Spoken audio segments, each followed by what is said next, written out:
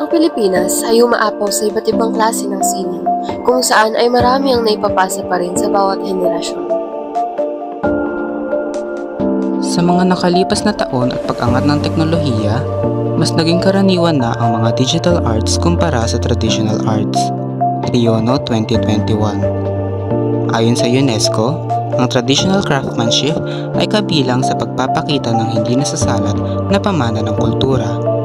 Sa halip na tumuon lamang sa pagpepreserba sa sining ng isang komunidad, ang pag-iingat ay dapat din na tumututok sa paghikayat sa mga local artists na magpatuloy sa paggawa ng sining at ipasa ang kanilang mga kasanayan at kaalaman sa iba, lalo na sa loob ng kanilang sariling mga komunidad.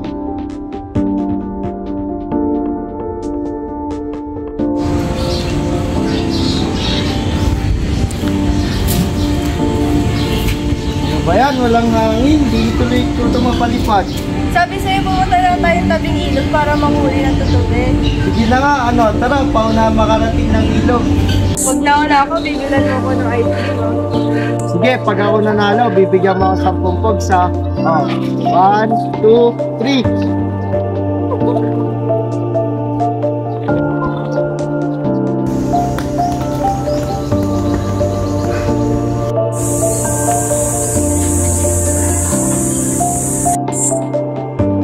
Nauna si Badsa, nakita ko yun.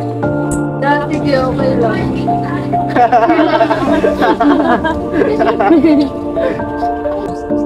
Kuya, ano nga pala yung dala mo, Bad?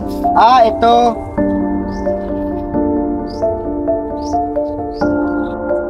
Gawa ko to. Ang galing, no? Magandang araw sa inyo mga binibini at ginoong malilikha. Ako nga pala si City Ay na Pisumangan at samahan ninyo kami na libutin ang buhay at talento ni Sir Alberto Magsumbol o mas kilala bilang Bads sa larangan ng sining. Ngunit bago natin tunghayin ang buhay ni Sir Bads, ano nga ba ang paper cutting? Ang paper cutting ay isang tradisyonal na gawaing Pilipino sa paglikha ng masalimuot na disenyo gamit ang mga kutsilyong pampalamuti upang gupitin ang mga papel at maging isang disenyo. Ang paper cutting ay ibuugnay sa Chinese at Japanese na estilo ng sining. Ito ay pinakilala ng mga Chino noong 16th century at mabilis na kumalat at naging tanyag sa Pilipinas.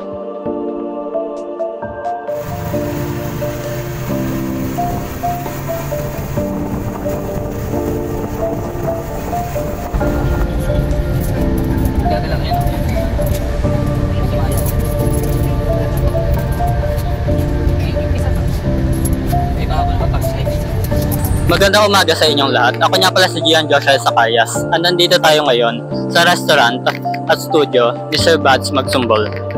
Ang lugar niya pala to ay nag-o-offer ng iba't ibang uri ng serbisyo sa mga tao. Halina't samahan niyo na ako para matuklasan ang buhay ni Sir Bads sa pamamayan na napapangunahan ni Marian Sa Bernardo.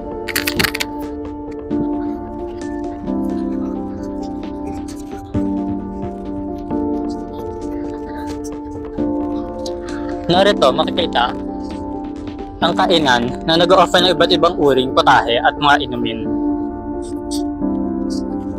At dito rin ay pwedeng makakita ang iba't ibang uri ng sining at paper cutting na gawa ni Sir Bads.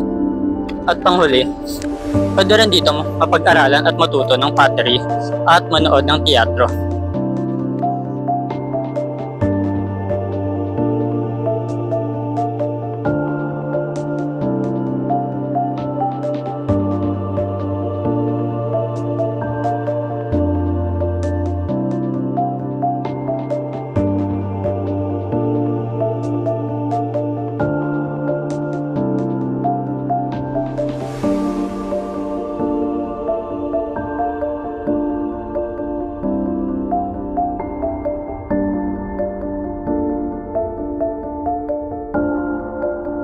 This is Miss Diana. Yep. Okay. And batang Gloria Macapagal Arroyo. Mga live sketches yan.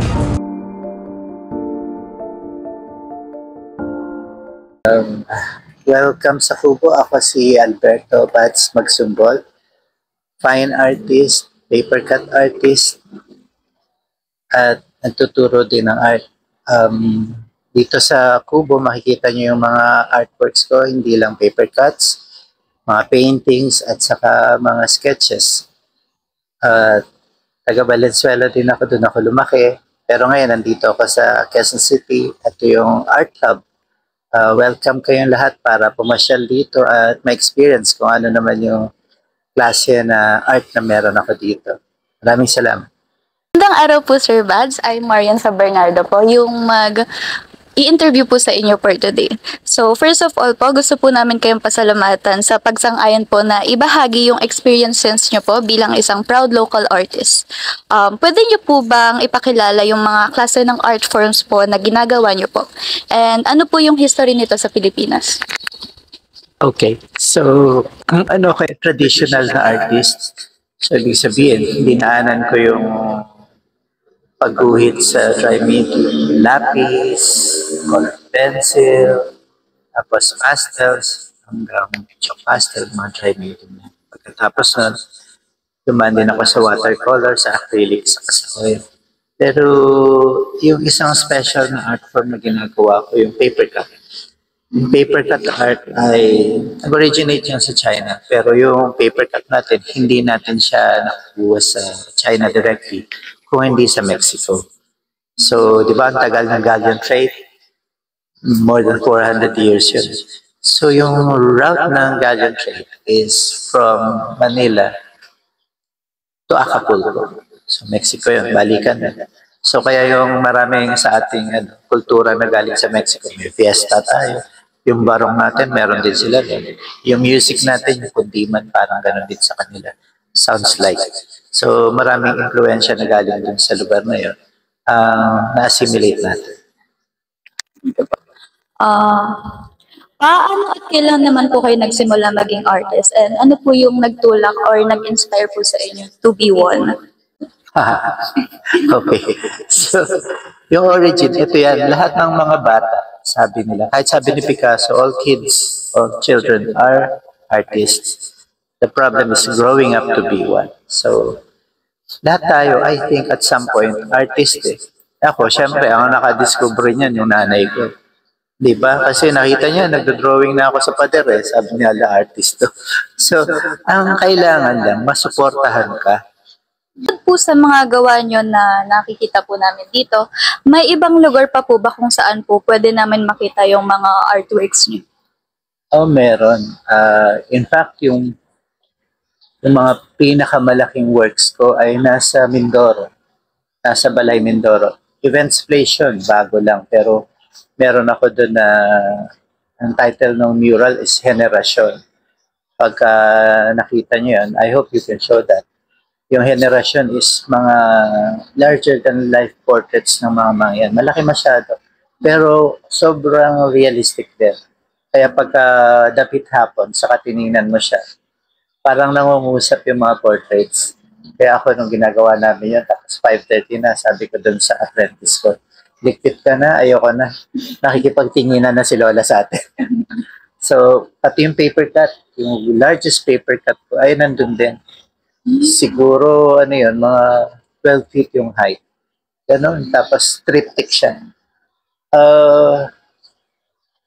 Madaming malalaking works na nahandun sa place na yun.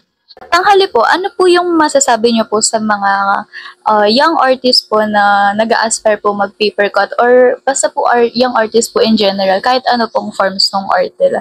And addition pa po, ano po yung mensahe niyo po sa mga kapwa-artist niyo po sa Valenzuela specifically? Okay. Sa mga batang artist, yan, kaya paminsan-minsan pumapasyal kami sa iba-ibang lugar, nagbibigay kami ng art talk. Dahil sa ganun, yung sa payo na yun. Kasi ang kadalasan na problema ng mga nagsisimulang artist, so isipin nila, gagalingan nila eh. Gagalingan yung trabaho. Ngayon, pagka napaka-produce ng magandang artworks, eh ano ang next? Diba? Ano ang next? Paano ba tayo mabubuhay? Diba? Parang continuously dine-develop natin yung skill natin.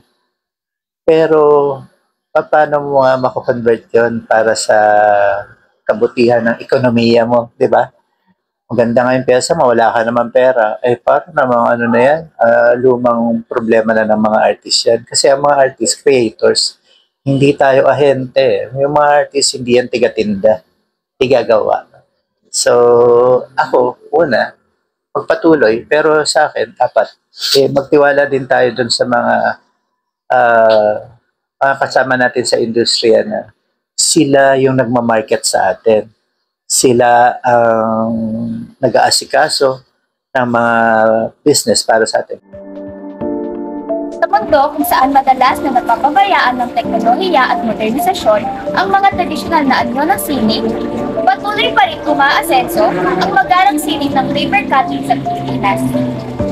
Sa pamamagitan ng paglalakbay sa kapanapanabik ng mundo ng Philippine artistry, ng ating kiniling artistang tangko, nakita natin ang lakas ng kanyang talento, pagnanais at kulturang pamana.